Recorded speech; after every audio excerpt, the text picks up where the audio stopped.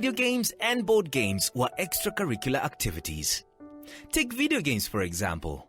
They were a privilege for the few, and even those few were forced to play outside in games like Brikicho, Kati, and Bano instead of spending hours looking at a screen, fighting virtual enemies, and racing virtual games to no end. For kids who were also lucky enough to venture into board games like chess, they still would not do it fully because growing up, school was their priority. Essentially, minds have changed, attitudes have changed, skills have changed, strategy has changed. And the difference between now and when we were growing up is that now, it's a gamer's world.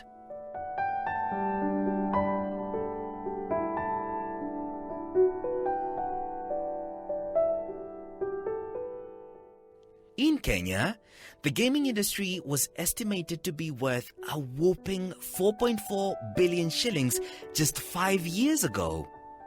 The figure released this week estimated gaming in Kenya to be worth 7.4 billion shillings in purchase and ad revenue. If anything, all the signs and indicators are there that there is money and potential careers in e-gaming industry, with esports taking off in Kenya as a result of highly enthusiastic young people.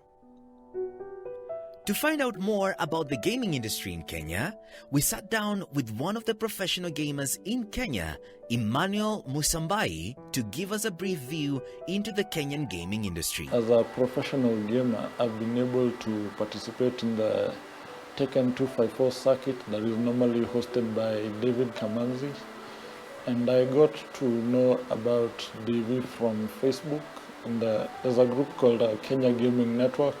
So he used to post videos of tournaments, and he also used to post other tournament items for Tekken. So since I used to play Tekken, I developed an interest, and I followed up with him, and I was able to register for the tournament. So I started professional gaming for tournaments, I started around this year.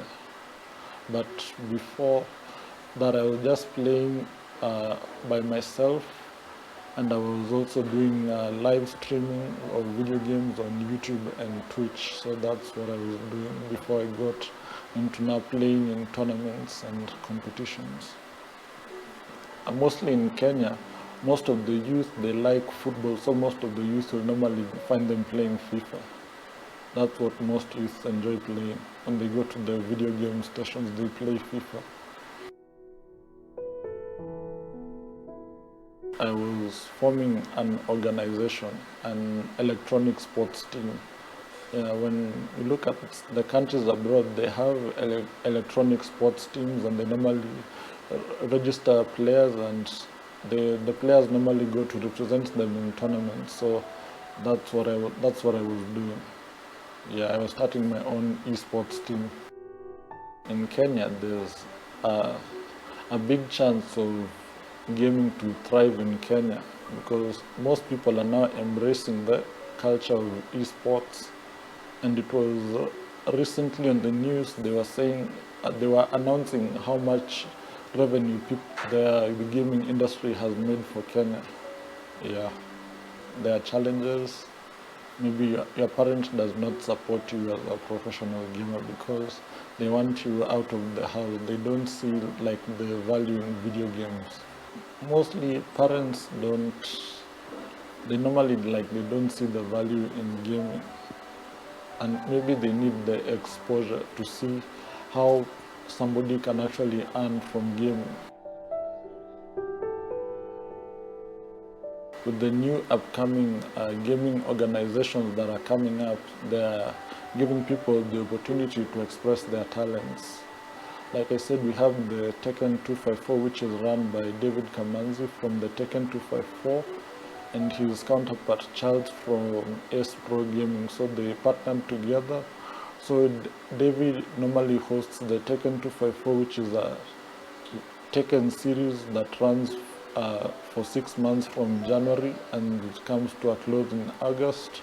And for Mr. Charles, he does a university e-league for FIFA where university students, they compete in FIFA and they win prizes.